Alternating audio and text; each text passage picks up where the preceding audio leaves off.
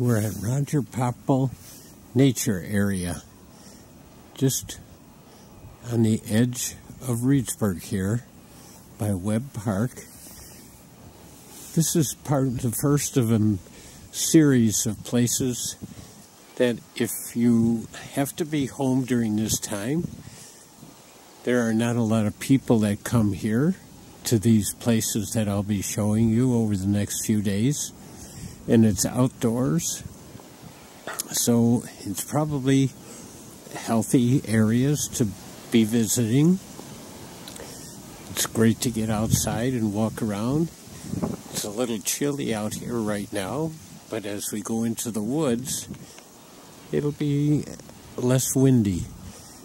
So this is a great place to come visit and walk. A lot of things to see here.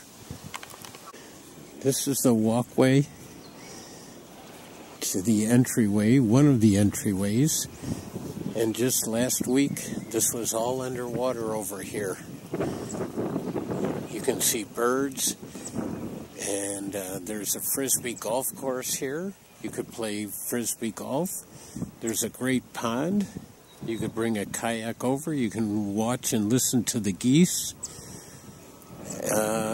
In a few days, maybe a week or more, there'll be frogs chirping out here, different frogs. You can identify the frogs by their sound. There's not too many different sounds, so the frogs are easily identified. Spring peepers, some of the first ones to come out, make a high-pitched sound, beep, beep, beep, beep, and there's usually lots of them. So it's a lot of noise. Right now I'm hearing a goose. The goose are in mating mode right now. They're pairing up and they're building nests. The leopard frogs will be coming out, and they make a kind of a creaking noise.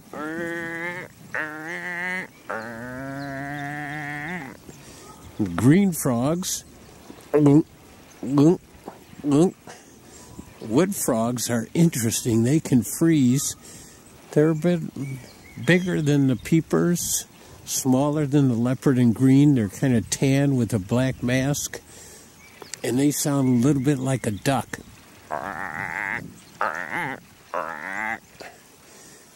So it's kind of fun to listen to the chorus of frogs out here. Another frog that comes out right now is the tree frog, and it almost sounds like a bird. The toads will be coming out mid-May, and they trill long trills. All right, we're going to walk in here more, see if the floodwaters have all receded. This is much better around here right now. I'm hoping the sound of this little mini waterfall is coming through on the camera here. This is one of those little spots that's just fun to come by. Look at the creek water flowing by here. And listening to the waterfall. So peaceful.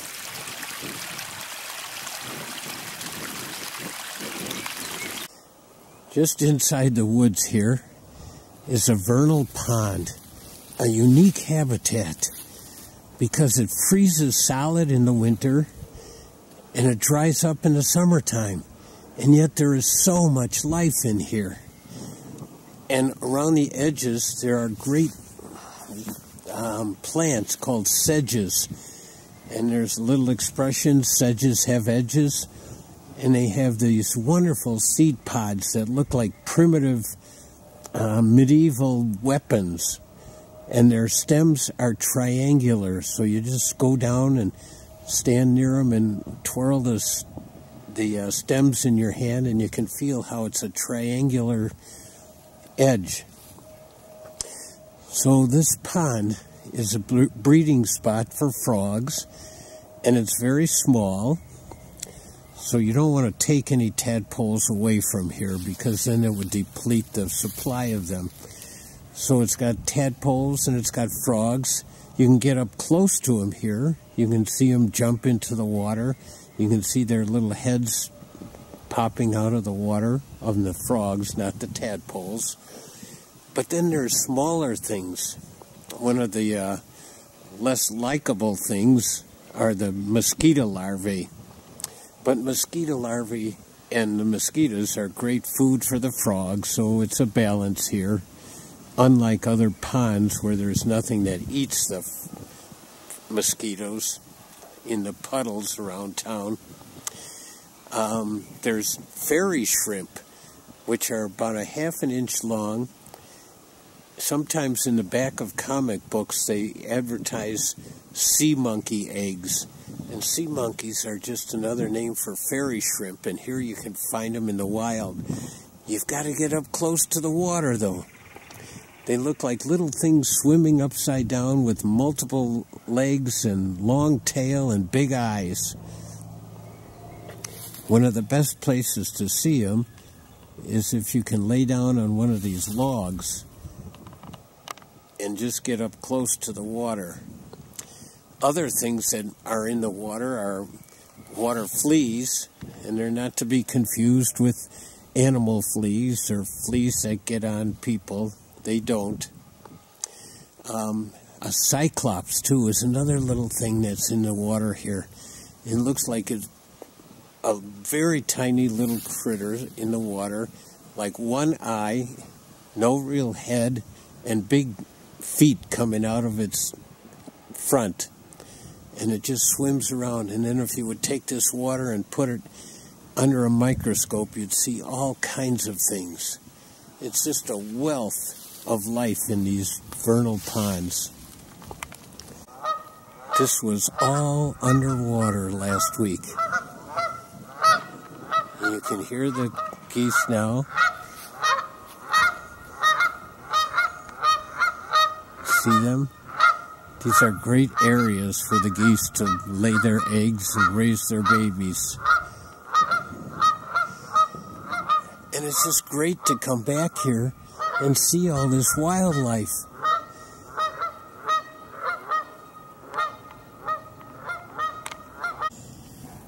If you venture a little bit into the wooded areas where there's some downed trees in little wet areas, you'll find the first of the spring plants. And this is an underappreciated little plant, but very unique. And look at the interesting shape. And it'll grow a little bit bigger and then open up, and the flower itself will be inside.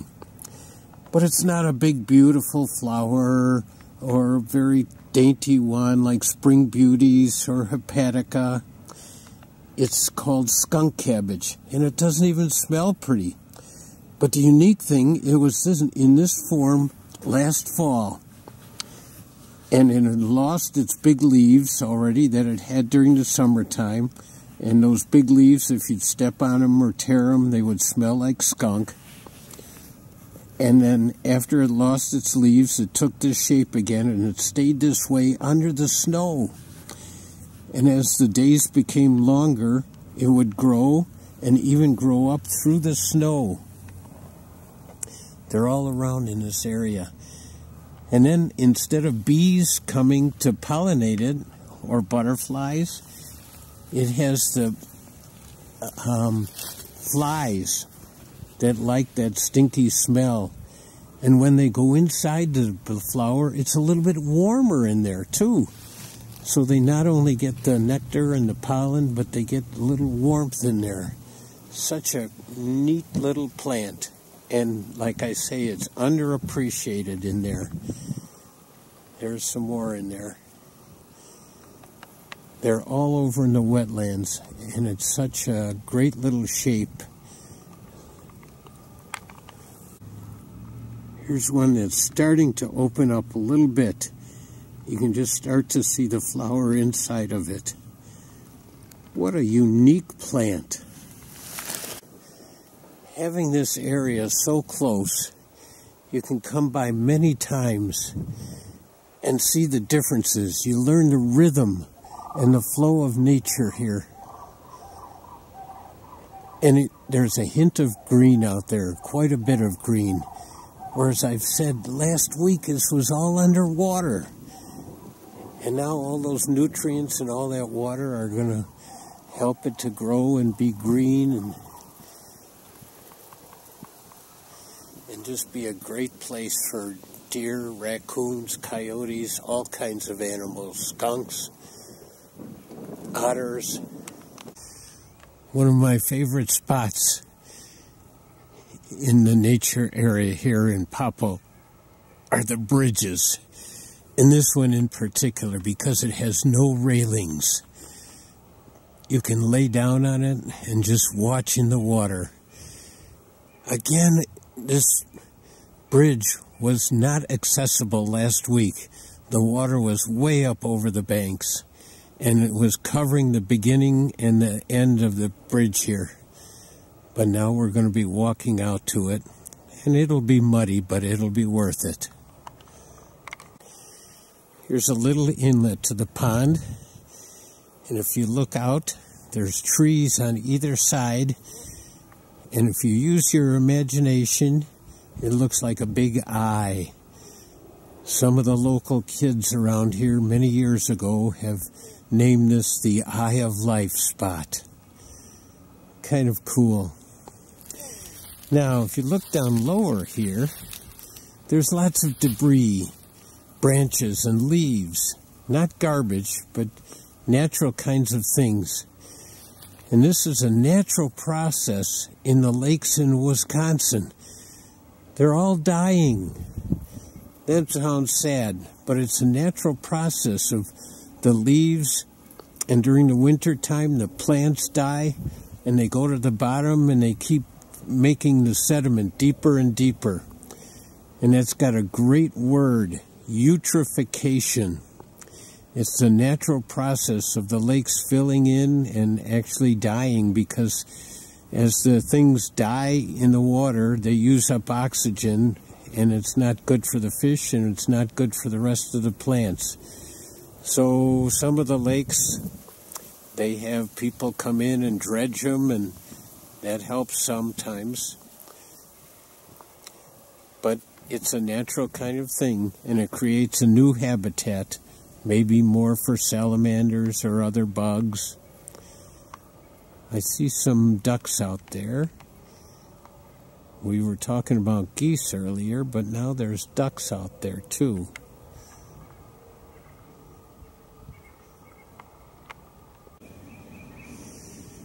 Oh, here's a beautiful sight. The sun is reflecting off the ice is receding. It's just such a temporary condition. But so if you don't come out on a special day, you don't get to see this. And it may never be quite the same. That's on the pond side now. On the creek side, we've got a whole field of greening grasses.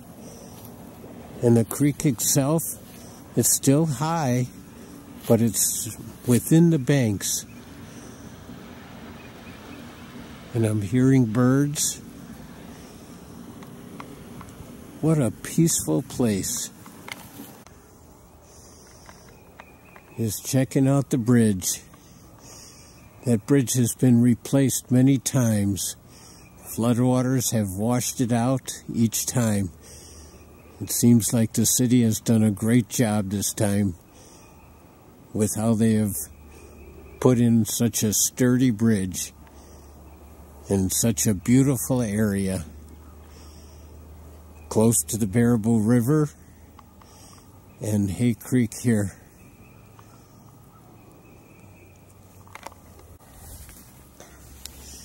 If you're looking for a unique spot to take a picture of a youngster, here is a cool tree.